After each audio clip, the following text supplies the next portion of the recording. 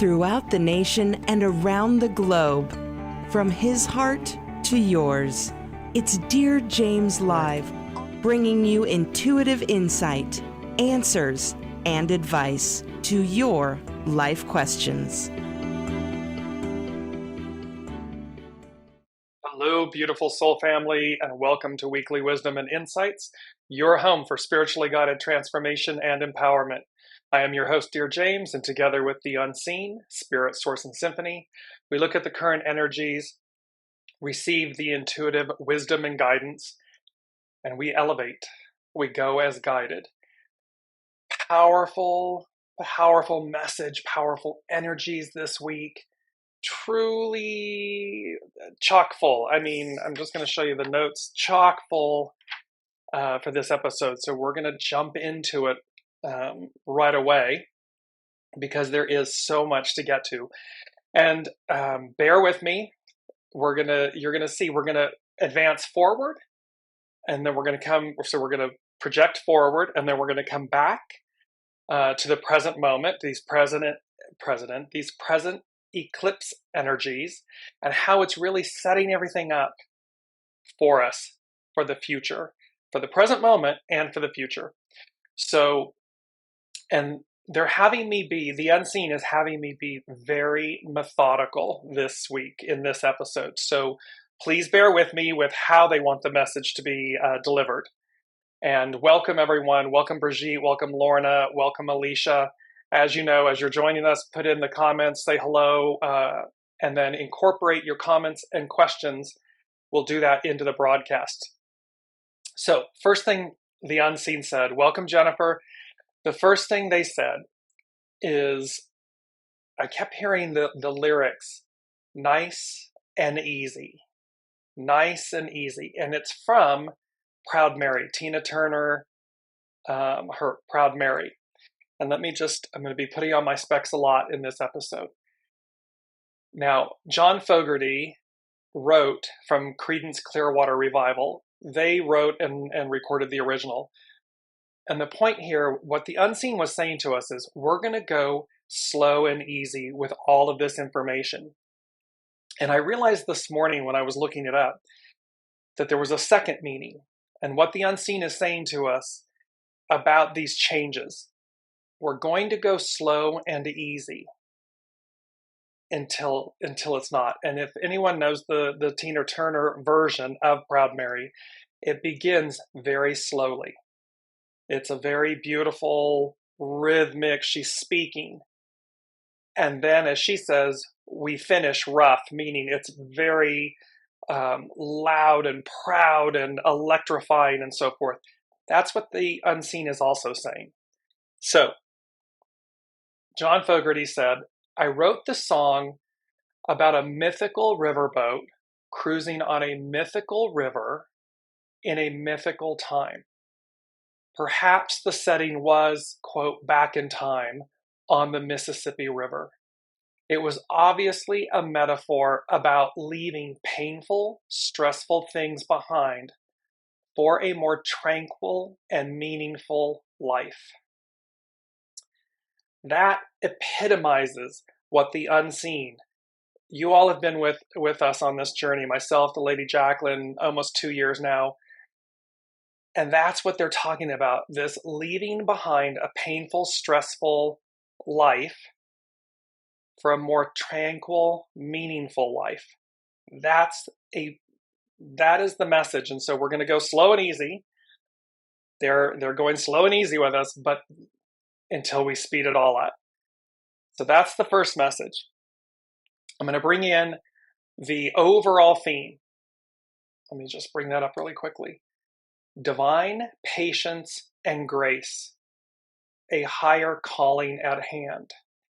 And so this is the other aspect. So with this, about leaving, the painful, stressful aspects, that life behind for something much more liberating and good, there's also this other message, very powerful message, that divine patience and grace, because a higher calling is at hand.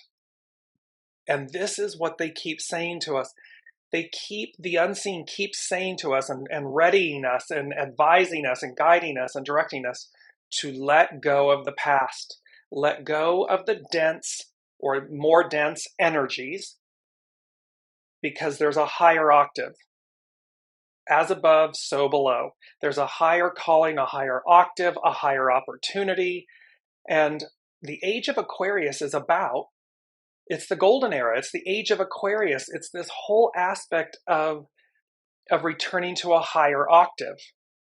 And that's the main message.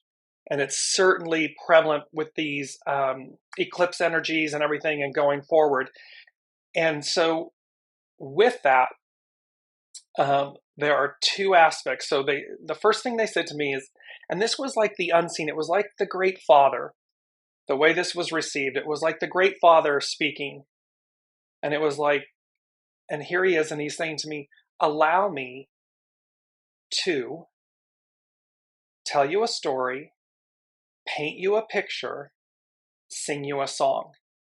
So we're going to break today's episode into three very distinct experiences. There's a lot of astrology, but don't get lost. We don't need to understand. You don't need to be an astrologer. You don't need to understand astrology. It's the messaging that goes with it all. So here's the Great Father saying, looking down, saying, allow me to tell you a story. So let's jump into tell you a story. And the first thing is, again, we're going to jump forward in time. And this is from astrology.com. It's by Narayana Montefar. Hope I didn't. And it's about 2024 astrology predictions. And she says, a completely new era is afoot. In more ways than one, 2024 functions as a gigantic portal to a brand new epoch. Epoch meaning period of time. As the three outer planets work in tandem to assist us in creating a new reality. In the second part of the year, Uranus, Neptune, and Pluto. So she's talking about 2024. So in the second part of the year, Uranus, Neptune, and Pluto will work together to elevate mass consciousness, anchoring the age of Aquarius. So there's an elevating of mass consciousness, a higher octave, a higher calling.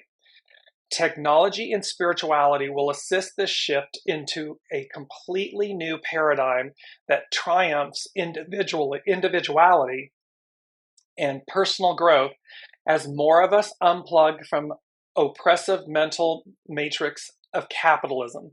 So where it's been all about the individual, the I, me, we're going to come in to remember the age of Aquarius is about we the people. It is experiencing our individuality through the unity of the whole, through the group. That's what we're talking about. And so as we unplug from things that earthbound, tangible, meaning capitalism, there's a tangibility about it. And we seek or we experience a higher octave. We're going to expand. The more we expand, the deeper the roots.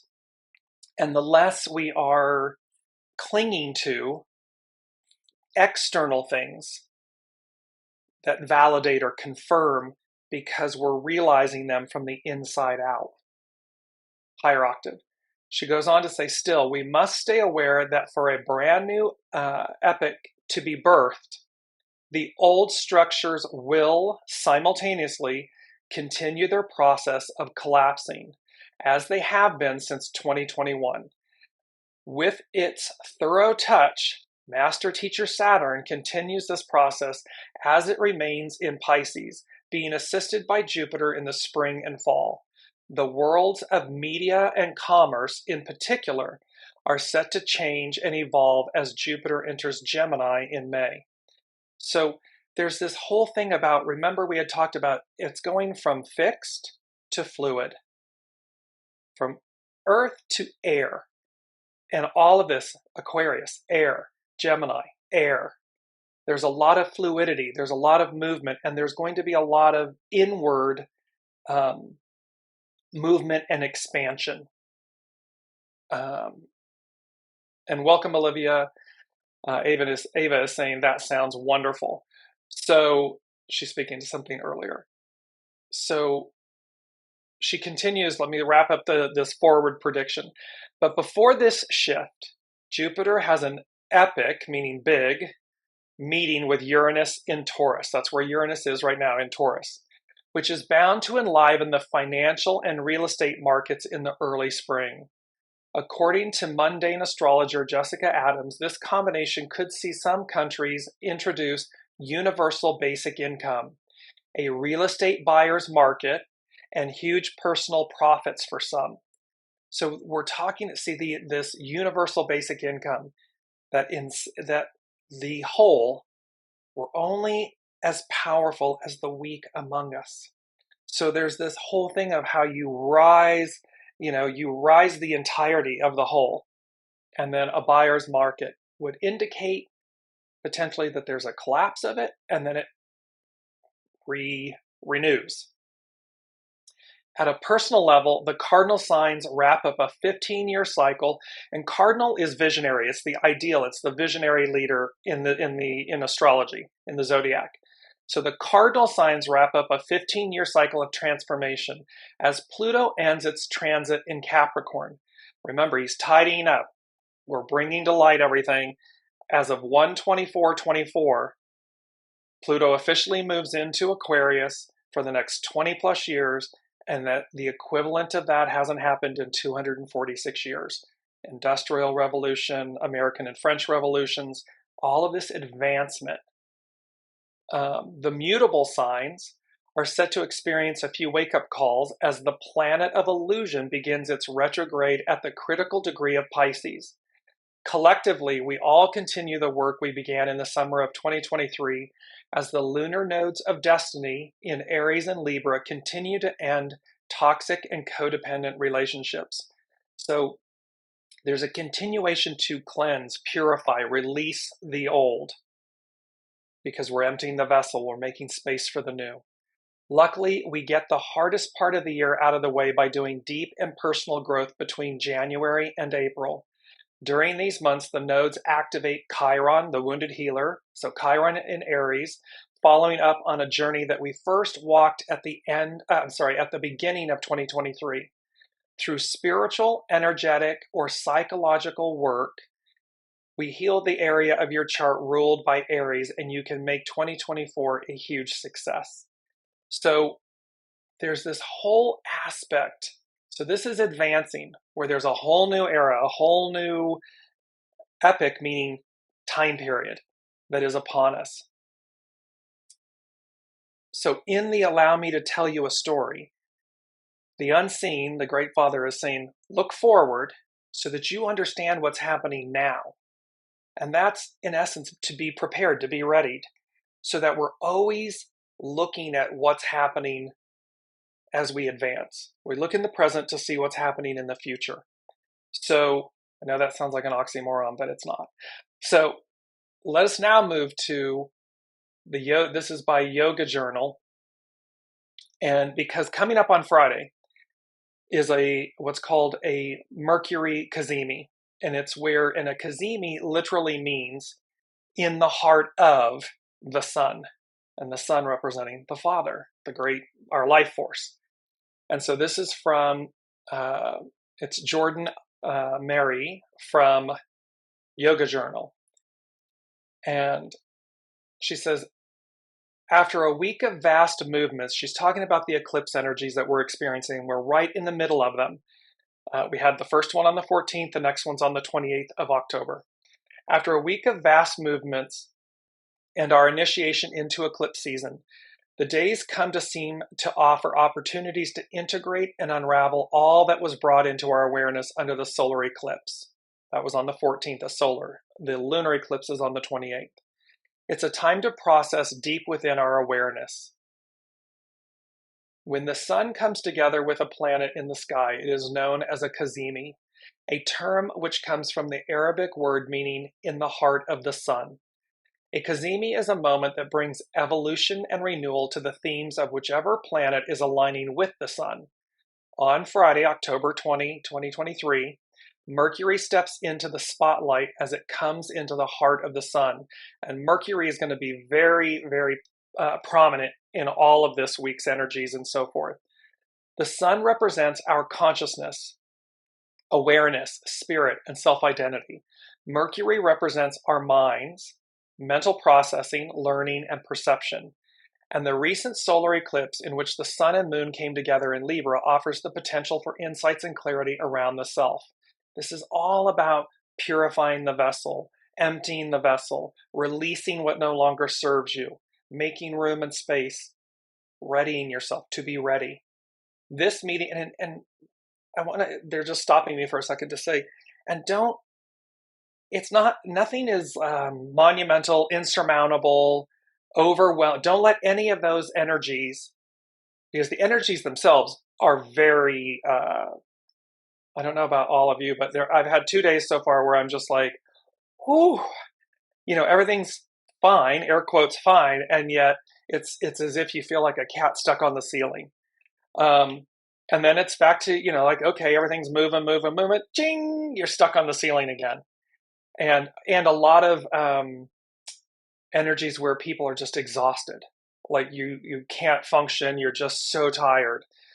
So you can see this kind of melange and mix of these energies. But don't become overwhelmed by thinking or believing or telling yourself that you have to hurry up to get somewhere, or you've got, like you can't figure out what this all means. Just be, and as we always say, listen to your soul, because that's what this message is about. The message is about higher octave, and you're going to see that in the paint you a picture in a moment, how the Sabian symbols and another statement paint this picture of when we listen, connected soul source connection, when we listen,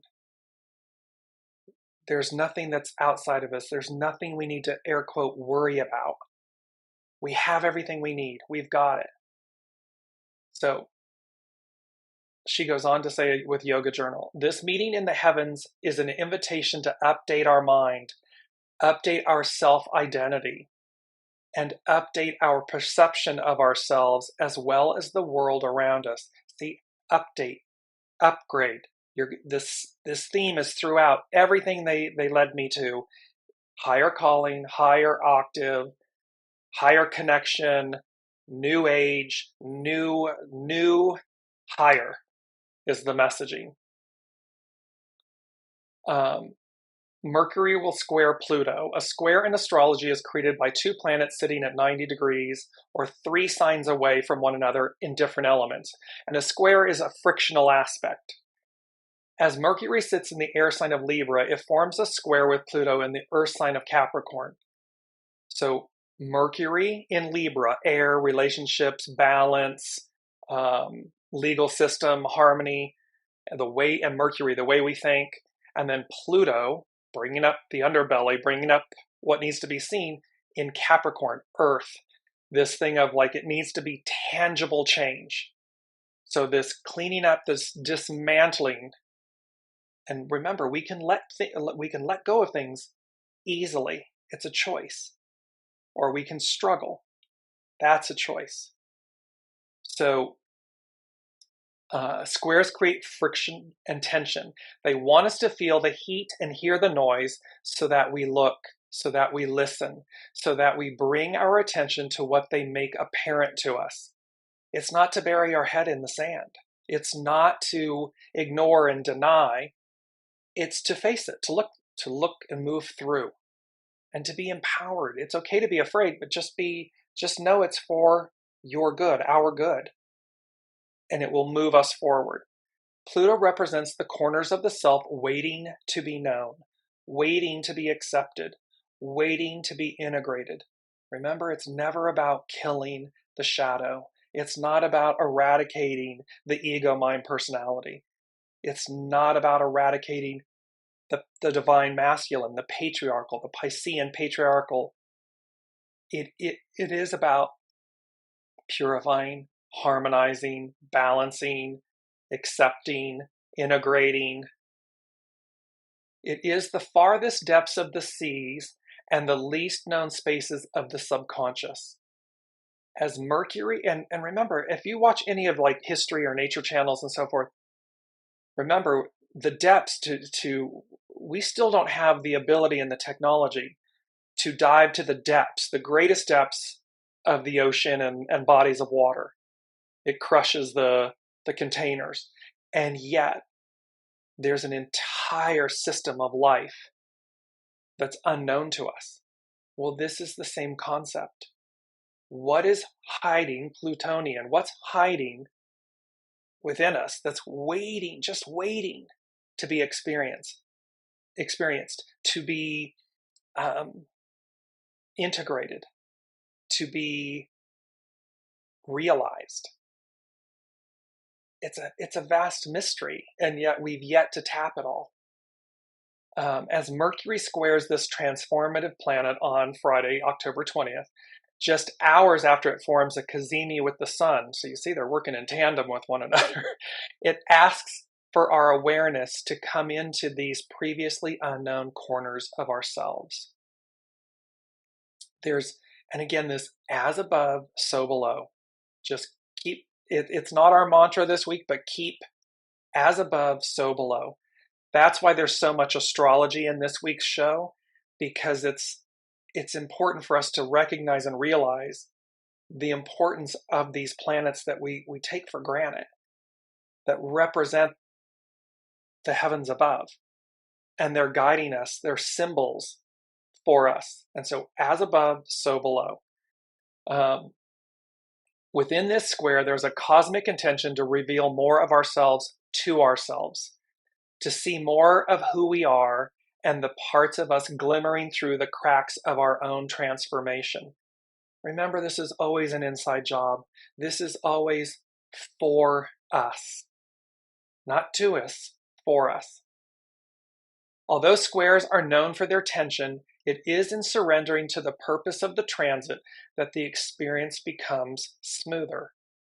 It is in witnessing that the transit not only sits outside of us, but also represents parts of ourselves wanting to be known, that the occurrence becomes more healing. It's about the integration. It's about how the characters in our play, people, places, things, objects, they're all parts of our play. And they're mirroring back to us so that we, from the inside out, heal, transform, transcend, change. Sun square Pluto, a day after, there's a lot of activity this week. A day after the CAZIMI and hours after Mercury in Libra squares Pluto in Capricorn, the Sun in Libra comes into its own square with the planet of the underworld. Two powers, two brothers. The Sun, the heavens, remember, because it's divided into three. The heavens, the waters, the underworld. So these two come into their own square. As the Sun shifts into the space where Mercury stood hours before, it continues the story of illumination and revelation, holding space and time for deep transformation of our identity. Who are you now? Not who you've told yourself you are, not who you've been, but in each moment, keep asking yourself, and especially as we move forward, because remember, these eclipse energies are going to ripple out for some time, 6, 12, 18 months forward. So the question to ask in any given moment, who am I now? And listen. Don't tell yourself who you are. Make space and listen to receive wisdom of who you are. Pluto reminds us that, like nature, we are a journey of movement and always shifting between seasons of birth, becoming, sustaining, releasing, and dying. It's always a cycle. Pluto shows us that transformation is not something living outside of us, but rather that it is us. We are transformation embodied. We are the change we seek. We are the miracle we desire, or we are. It's the magician in the tarot. It's the fool in the tarot. We have everything, pure and simple. While the sun represents our sense of self and individual identity, as it comes into a dance with Pluto, we are invited to move through the cycle of transformation and allow ourselves to be reborn anew. And when we look on the world stage and we look in politics and governance and institutions and businesses and everything, you're either stuck in the past, you're stuck in an identity, you're stuck in a way because you don't want it to change, and yet we're the embodiment of change, we're the embodiment of transformation, we're the embodiment of evolution. So the beautiful statement of like, namaste, I bow to the divine in you. That's what namaste means. I bow to the divine in you. Bow to the divine in you of who you were. Person, place, institution, government. Honor that. And then with great reverence and care and respect, release it to make room for the new, to make room for who you are now. She finishes with your invitation. It is a week of illumination and transformation, integration and renewal. It is a time that asks us to refresh our browser in terms of who we know ourselves to be and to allow ourselves to be reborn again and again and again. It is a moment in time to do so through looking inward and allowing more of ourselves to be revealed to ourselves, to our awareness. It's about becoming. It's so powerful. She concludes with, listen to the voice from within, for it has much to share. Whether this voice is heard through journaling, meditation, yoga, or sitting outdoors, who within you no longer feels aligned and who is ready to emerge? Powerful, powerful energies. Brigitte saying, I've been seeing it all unfold, and for me, I understand it, but for others around me and my family, they aren't seeing the bigger picture, and quite frankly, they think I'm crazy and don't care. Advice. Remember, to thine own self be true. So we literally sit, Brigitte, and this is for everyone, we are all at varying stages of evolution, transformation, transfiguration. So stay out of judgment. Don't judge yourself, don't judge others. Simply walk the purity of your path, of your truth, allowing others their opportunity, their experience, and I recognize, I understand. There's a dear friend and colleague you all know, Debbie Wilson from Endless Essences. We have this discussion a lot about how we are obviously we are not islands unto ourselves, and we are in families and relationships and children and work environments and so forth, and thus we are interacting with 8 billion other souls and humans on the planet. And, both the opportunity and the challenge in that. Simply, they're saying to the unseen is saying to me, simply walk in faith and grace. Remember, divine patience and grace with self, with others, because a higher calling is at hand. So just allow them, because you don't have to prove anything. The truth speaks for itself. And so allow each person their journey, their experience. And oftentimes, a picture speaks 1,000 words. Well, oftentimes simply by divine patience and grace, our example, it will speak to others. Because don't forget, they're in a process of releasing, of surrendering, of coming to terms with the unknown, with their fear. We all are doing it. It's just to what degree are we on the journey, on the path, and on the comfort of that? Some will say, yes, we all experience the fear and the release and yet you just kind of, it's like toning a muscle. It's exercising your soul. You come to a place where you just trust it and you move through it. While others are still, they don't even know what you're talking about. So again, the greatest aspect here, Brigitte, is to allow the other their soul's journey. It's not easy, and yet when we stay focused on ourselves, meaning not narcissistic, it's when we stay focused internally, purely, authentically, with humility and grace and surrender. It just speaks for itself. We move and we lead by example. So next up is Pam Youngin's North Point Journal, and there is a beauty in what she's talking about. I'm going to share my screen here with you. This beautiful image of the eclipse, this partial eclipse, and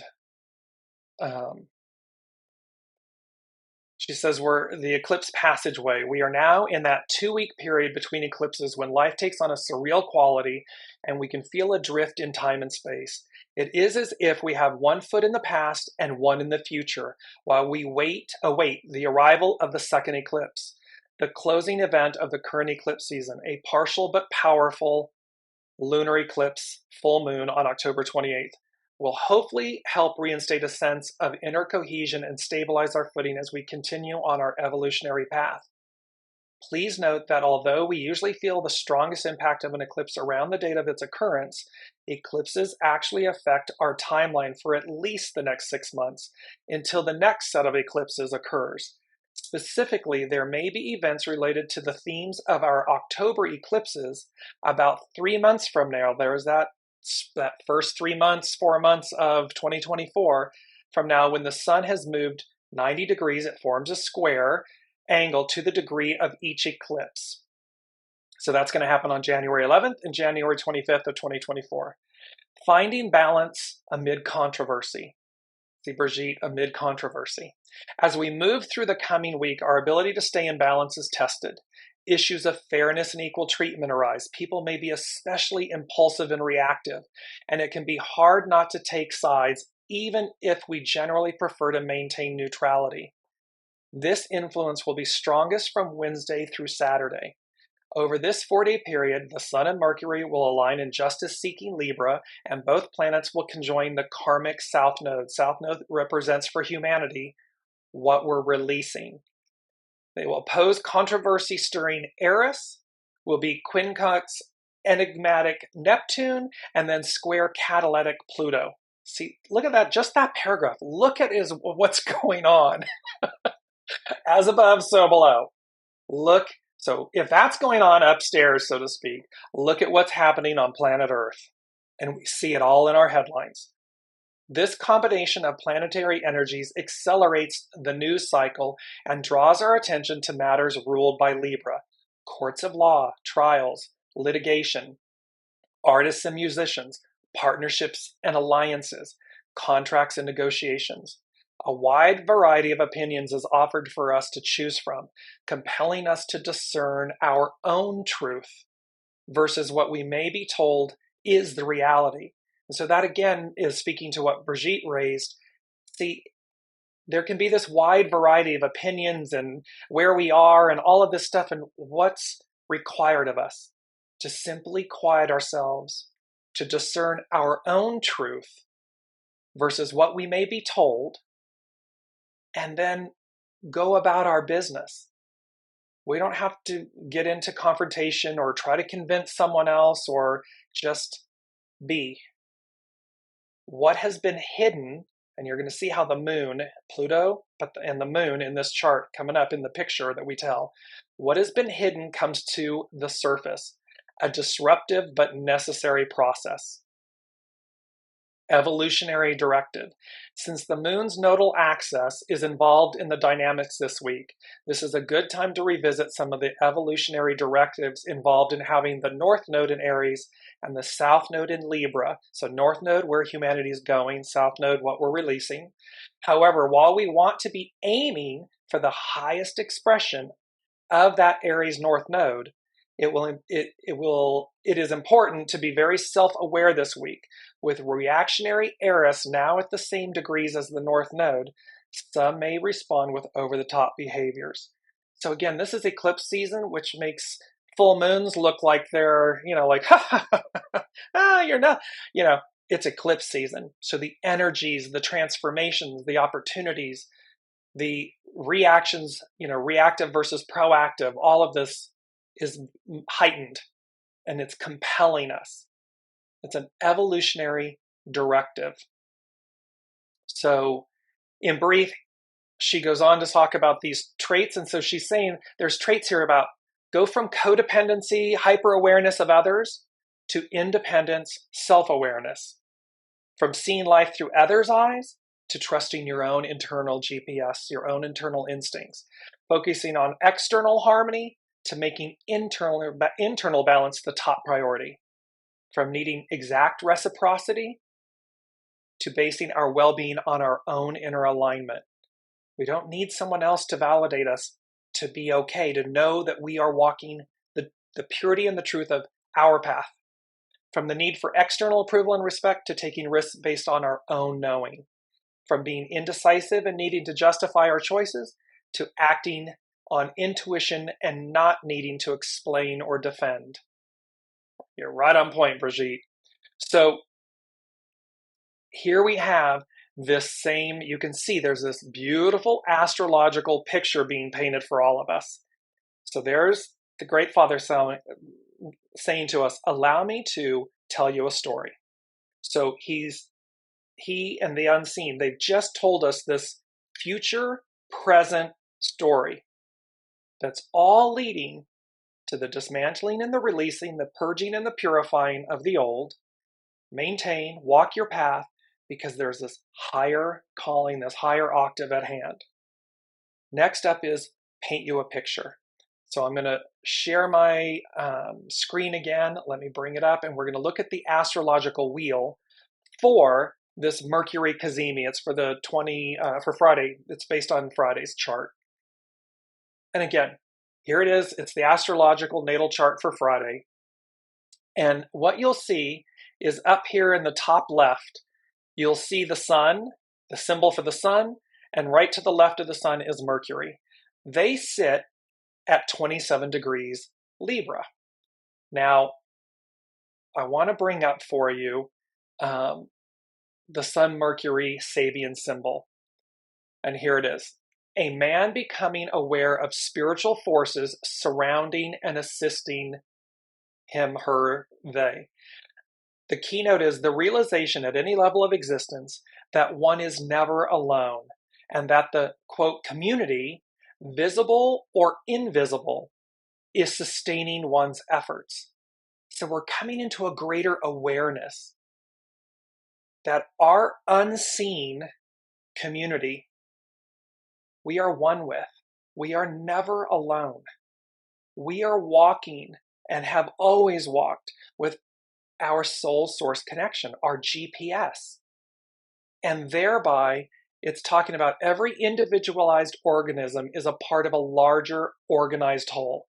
Whether or not it is aware of this or of the sustaining power of the whole, a person, however, can deliberately choose to follow the dark path of ego isolation, which sooner or later always leads to destruction and self-loss in, quote, matter, earth, tangible.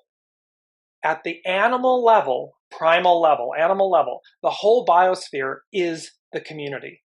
For the ordinary human being, it is the tribe or family, the village, the community, the nation, the business, the sports team, however you want to look at it. As the individual expands their consciousness, they may become aware of a spiritual community, even beyond the new sphere, the one mind of humanity. the realm of the pure light of the supermind, which is what the concept of the White Lodge suggests. So again, higher octave, higher calling, higher ability to connect to the unseen. In this fivefold sequence, to the person who has ever so little transcended the world of conflicts, and for a moment at least experienced the oneness of all existence, this stage should bring the realization of belonging to a greater whole. This produces a state of inner assurance. So it's all about aligning with your soul source connection. It's all about realizing we are far more than body and organs and, matter, dense matter. We are spiritual, and this is a journey of supreme enlightenment. That is what this is speaking to. So let me bring this out, clear it really quickly. So then we look at the chart, and we want to come to the opposite end, like to the southern end, just to the right, and you will see sitting at 27 degrees. Pardon me. It's to the left. So not to the bottom right, to the left, right over by the moon, you'll see Pluto sitting at 27 degrees. So let's look at the Sabian symbol for Pluto. And there it is. And remember this, we had talked about this in last week's show, all of this, the birds. And they continue here, a large aviary. An aviary is an atrium and so forth. So the enjoyment of spiritual values by the soul, able to familiarize itself with their implications. Birds symbolize spiritual forces, and the aviary presents us with a picture of these forces of desire or desires contained within a mind. Sorry, I gotta move this down and over. Contained within a mind open to the light of psychic or soul realities. It's contained within a mind open to the light of psychic or soul realities. You got to be open. You've got to be open to it. And bringing joy and harmony to the consciousness. The strenuous ascent represented by the preceding scene changes into a picture of familiarity with inspiring experiences.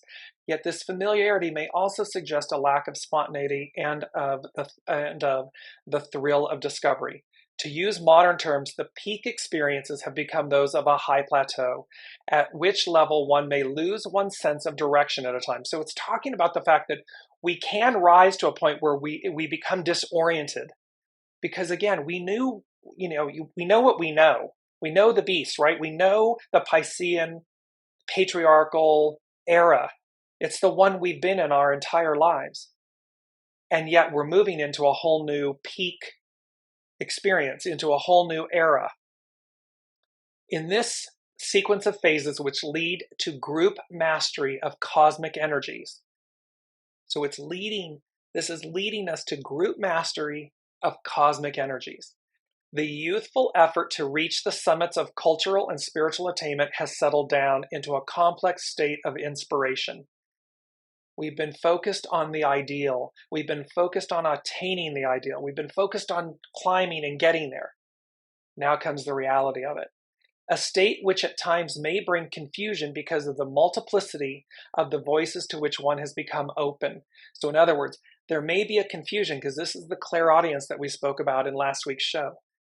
That we're opening to the capacity of being able to respond to these many inner voices. And don't confuse that like schizophrenia with the mind. That's not what this is talking about.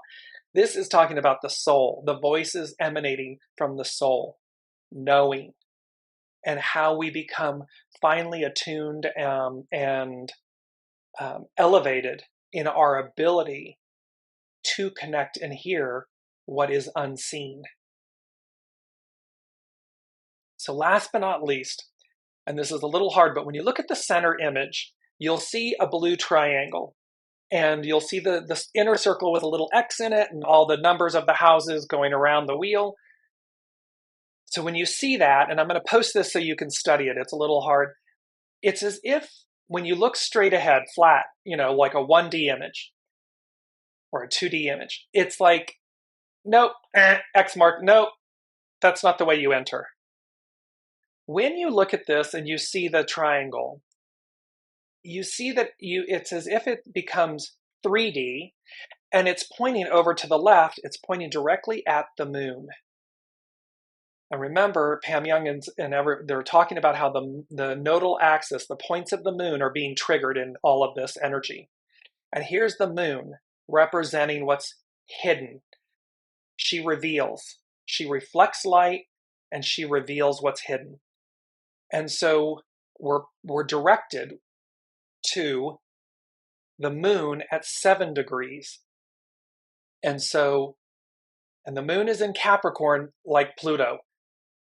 And so here you say, in a sunlit room, in a sunlit home, domesticated birds sing joyously. Birds, spirit, the unseen, the higher realms. There's all of this information pointing us from the inside out to look up, open up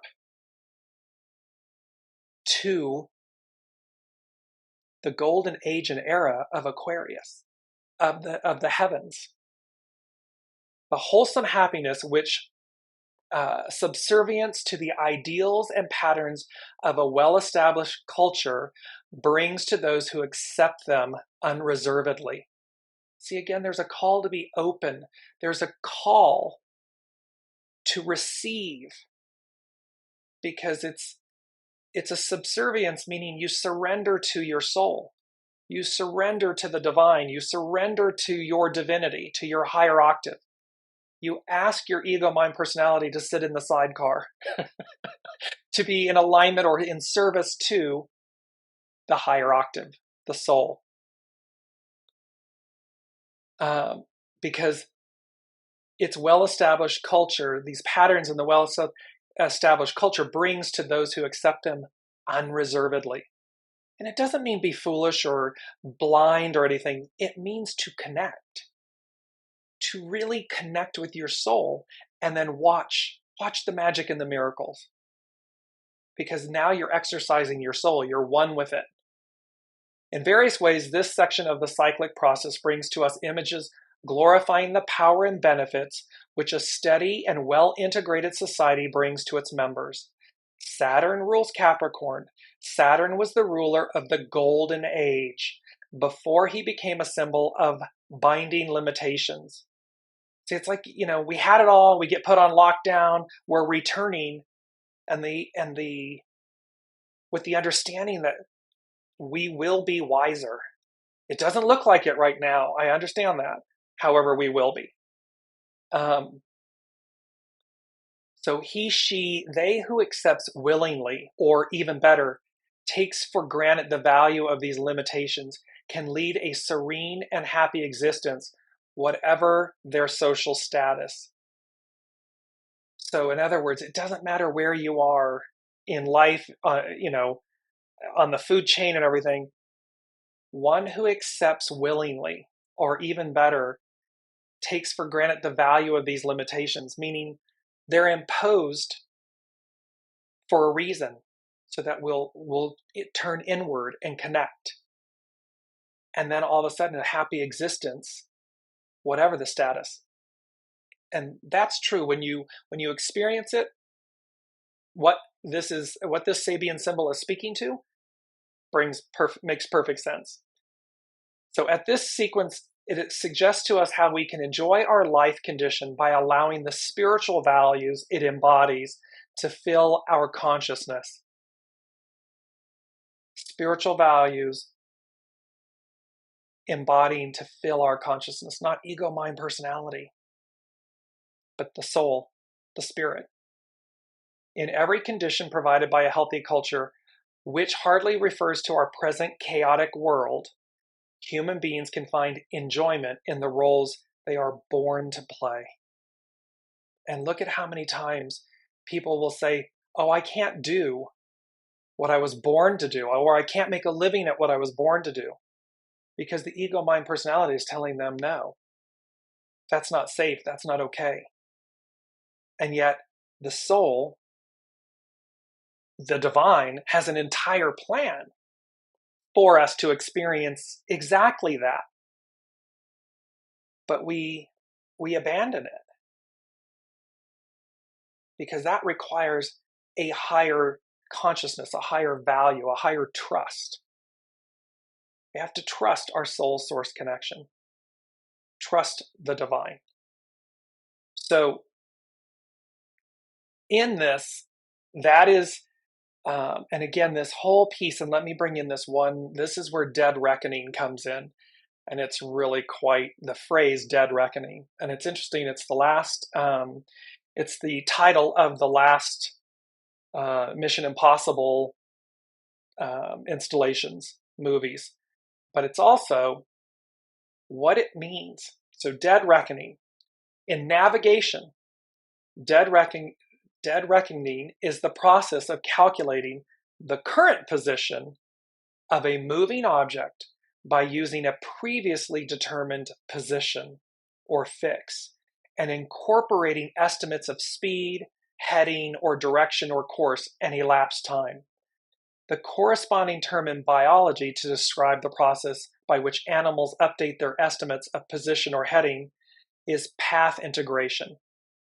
Dead reckoning is saying it's a means by which we calculate our movements, our direction, where we're going. But it's based on our current position of a moving object. Life is all moving, all changing. We are all moving, all changing. By using a previously determined position. So we're doing something based on who we think we are, or what we think our experience is, or it's something to do with the past. And yet we're trying to navigate moving forward, which is unknown, which is new, ever moving and changing, by this dead reckoning, this process of calculating the current position of a moving object by using a previously determined position. Who are you now? Who you were is over. It's back there. Doesn't mean it's not purposeful. It just means that it's something that's past us. Dead reckoning is subject to cumulative errors. One after the other. It's subject to cumulative errors. Advances in navigational aids that give accurate information on position, in particular satellite navigation, using the global positioning system, have made simple dead reckoning by humans obsolete for most purposes. Now think about that in terms of, now apply this. These navigational aids, so dead reckoning, the way that this operates or did operate, is subject to cumulative errors. If we're making decisions in the present for where we're going in the future, based on who we are in the past, we're subject to cumulative errors. Advances in navigational aids that give accurate information on position, in particular satellite navigation using global positioning, GPS, global positioning system. I change global to God positioning system, soul source connection, satellite navigation, soul source connection, God positioning system. These navigational aids have made simple dead reckoning by humans obsolete for most purposes. It's a story to say we have it. It's here. We're just not using it. And it renders the cumulative errors and the human errors obsolete when we do use it. So use it. And it speaks to errors. It says, while dead reckoning can give the best available information on the present position with little math or analysis, it is subject to significant errors of approximation. See, the ego, mind, personality, it's trying to figure out all of this, all of the approximations. The soul just says, go that way. It's over there.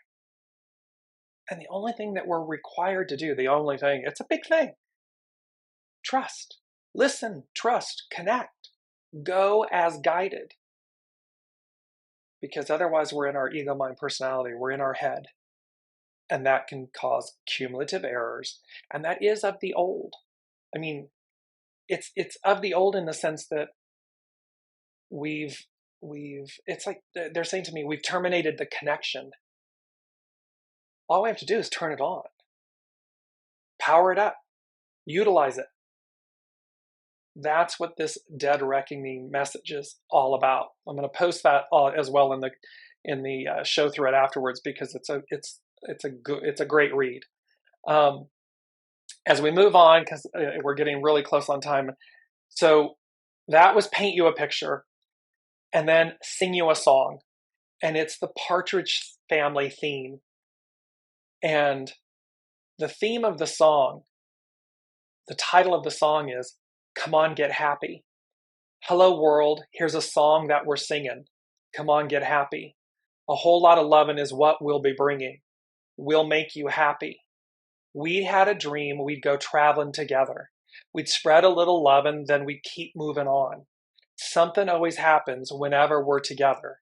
We get a happy feeling when we're singing along. Traveling along, there's a song that we're singing. Come on, get happy.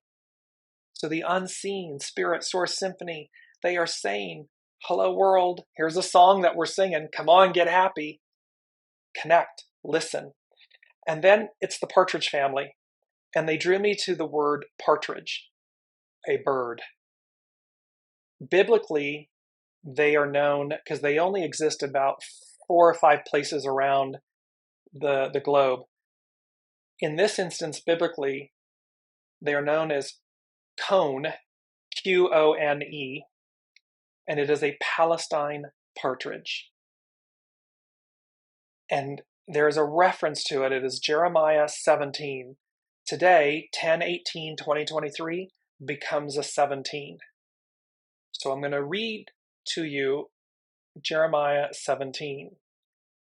I, the Lord, search the heart. I test the mind, even to give every person, man, according to his ways, according to the fruit of his doings. As a partridge that broods but does not hatch, so is he who gets riches, but not by right. It will leave him in the midst of his days, and at his end he will be a fool. There's a beauty in this message that says, when you go about doing things illicitly, it is like the partridge who steals the eggs of other nests. And evidently, those stolen eggs never hatch. And thereby, the riches that someone receives, but not by right, not authentically, not purely. So again, person, place, government, institution, business, illicit behavior, illicit riches will leave you in the midst of your days. And at the end, you will be a fool. And so it's like, there's a message here again of look to the past, see what you're doing, so as to course correct in the present moment now. Make the choice now to change, so as to not be a fool in the sense that you thought you were going to get away with it, because the world is showing us the current energies. Remember, they were talking about the news and media and so forth, how rapidly it brings to bear these judgments. And judgments, just, what's the energy of what you did? So that's there. The second thing they said was, "Hark the herald angel sings, hallowed be thy name." So we had Hark, one of the shows was Hark the Herald Angels Sing.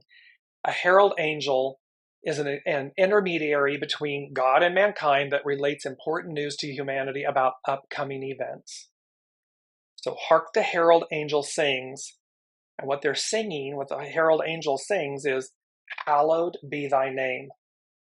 And then I heard, thy kingdom come, thy will be done, on earth as it is in heaven, as above, so below. So this whole aspect, and I'm not speaking from any religious, this is spiritual for me, the way it comes to me. So this for me is saying, this herald angel is going to sing about, hallowed be thy name. Hallowed is to be pure, divine, to be blameless. It doesn't mean perfect. It just means, remember, the whole thing is about knowing that we have everything we need. And so are we consciously do no harm? Because if we're harming, it's a fool's errand. It's not going to fly anymore. It may look that way, but it's not. You can see it. It's all crumbling. The third thing they said was divine intervention. Prepare. Be prepared. And I asked, okay, well, what does that mean? Prepare. So divine intervention, prepare, be prepared. What does that mean? And they said, a readiness to receive. Be open, empty your vessel, love, receive. So to be prepared, prepare and to be prepared is a readiness to receive. If there's no space within you, if there's no space for the new, if there's no space for you to receive, you're not ready. You're not open to it. That's the moral of that story. Lastly, number 4, they said, seeing is believing. Blessed, and then this comes from Master Jesus. When he had arisen, Thomas, the Apostle Thomas, was absent. The others told him about the return of Master Jesus, and he didn't believe it, which is why he's known as Doubting Thomas. So they're saying here, seeing is believing. And then Master Jesus said to Thomas, blessed are those who have not seen and yet have believed. So it is a beautiful aspect here to remember. Seeing, believing in the unseen, it's about believing first. It's about opening ourselves to it. And then you'll have your experiences, your affirmations, confirmations, your experiences with it, which prove out, meaning, oh, I've seen it because I know it exists. It's occurred. That's what they're talking about here. And last but not least, it was number 5, and it's a proverb. And it's, all good things must come to an end. That's the proverb. What they're saying, though, is they said, all good things must come to an end. It's what comes next that matters most. And then I saw the image of the Wheel of Fortune and the World card, meaning, so all the good, all the greatness, the good and everything of the Piscean patriarchal era, 2,000, 300, 400 years, all good things must come to an end. It comes to a conclusion. It comes to an end. And then they're saying it's what comes next that matters most, because it's yet to be revealed and it's new. And thereby, we receive that when we're ready, when we're open to receive it, as the Sabian symbols are speaking to, as all of this is speaking. That's what's taking place here. I just want to bring up, I'm mindful of the time, so I just want to bring up, so that you'll see these all again. I'm going to run through them very quickly. Our main theme, divine patience and grace, a higher calling at hand. Our mantra, my soul knows the way. Just keep saying to yourself, my soul knows the way. And then empty your vessel, make space, open to the divine, open to your soul. I'm going to post the main energies. Here they are. We have, again, double tens. And look at, it culminates in the 17. follow, show by example. And this beautiful piece of, and the 1 and the 7 become an 8. And notice as well, 18, 7, 17, 8. So these 7s and 8s, the 1s, it's all about unite, coming together. 2024 is an 8-year coming together, meaning from the inside out, from the individual to the collective, uniting, coming together. Our astro influences, the ripple effect. These energies of the eclipse and everything, they are powerful, they are going to ripple out, and it's the ripple effect of these energies. Beautiful quote. A man will be imprisoned in a room with a door that is unlocked and opens inwards, as long as it does not occur to him, her, they, to pull rather than push. This is a quote from Ludwig Wittgenstein. And the point is, see, it's a self-imposed prison because we don't stop to realize, oh, the door opens inwardly. Oh, it's through the inside that I liberate myself, I free myself. So you'll remain imprisoned until you realize, pull, don't push. We have the second quote, which is, realness is self-completing, and the way is self-directing. And look at the beautiful human looking upwards to the Milky Way, our most prominent in the heavens aspect, guiding our way, representing the milk from the mother, the divine feminine. The song, Proud Mary. This whole thing, we're going to do it nice and easy until it's like, and then we're going to ramp it up. This beautiful image of dead reckoning. It's about divine patience and grace, a higher calling at hand. In the center, as above, so below. Dead reckoning, coming to be real. This is about, like, coming soon, or this is about coming to be real. All of these things being real, authentic, pure, reality.